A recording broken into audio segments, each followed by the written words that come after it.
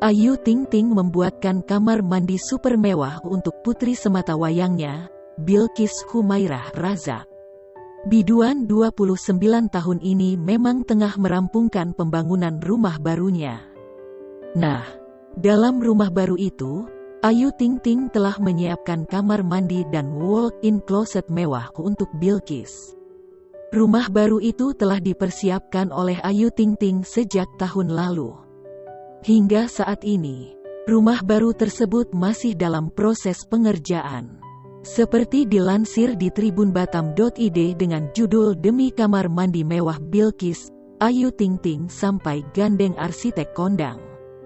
Rumah impian Ayu Ting Ting itu merupakan hasil kerja kerasnya di dunia hiburan dan bisnis. Tak main-main, Ayu Ting Ting pun menggandeng biro arsitek kondang untuk membangun rumah impiannya itu. Soal desain arsitekturnya, Ayu Ting Ting mempercayakannya pada Angkasa Architects. Biro arsitek kondang itu memang kerap menjadi langganan artis untuk urusan pembangunan rumah. Momen Ayu Ting Ting dan Bilqis melihat desain rumahnya itu diunggah oleh akun Instagram @angkasaarchitects, Senin, tanggal 10 Januari tahun 2022.